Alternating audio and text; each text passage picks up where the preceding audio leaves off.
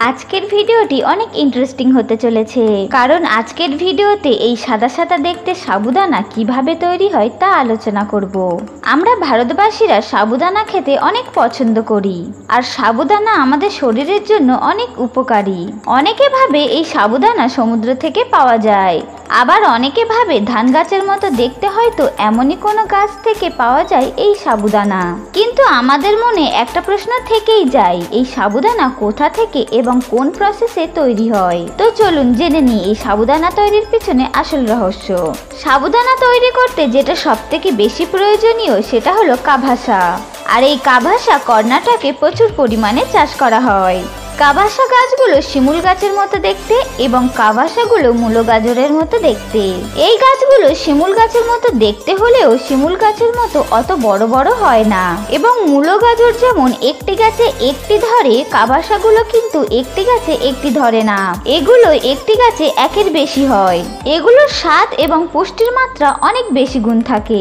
কাভাসা harvest করার জন্য প্রথমে জমিগুলো সেচ দিয়ে নরম করে নেওয়া হয়, তারপর গাছের উপরের দিকটা ধরে টান দিলেই গাছগুলো সহজেই উঠে যায়।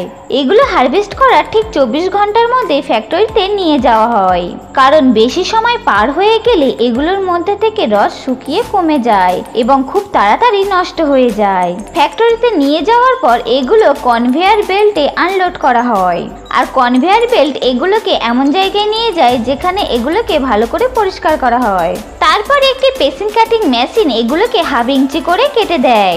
এরপর আরেকটি মেশিন এগুলোর উপর থেকে খোসাগুলো তুলে দেয়, কারণ এর উপর স্তরে হালকা বিষাক্ত রসায়ন থাকে।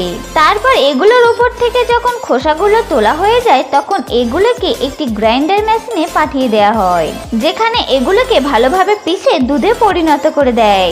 তারপর এই দুধগুলোকে 3 থেকে 4টি স্টেপের চালনিতে নিয়ে যাওয়া হয়, যেন এর মধ্যে থেকে দুধ এবং আনওয়ান্টেড পার্টসগুলো আলাদা হয়ে যায়।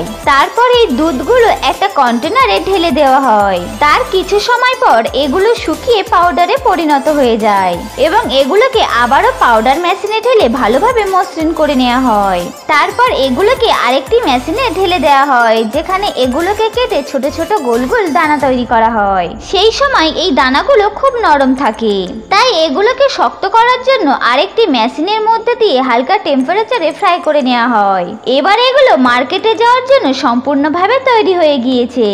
এগুলোর সমস্ত প্রসেস শেষ হয়ে গেলে এগুলোকে প্যাকেটে প্যাক করে মার্কেটে পাঠিয়ে দেওয়া হয়। তো বন্ধুরা, এই ছিল সাবুদানা তৈরির ফুল প্রসেস। আপনার যদি এই সাবুদানা তৈরির প্রসেস ভালো লাগে থাকে তাহলে ভিডিওতে একটা লাইক অবশ্যই করবেন, আর আপনার সাবুদানা খেতে ভালো লাগে কিনা কমেন্ট করে জানাবেন।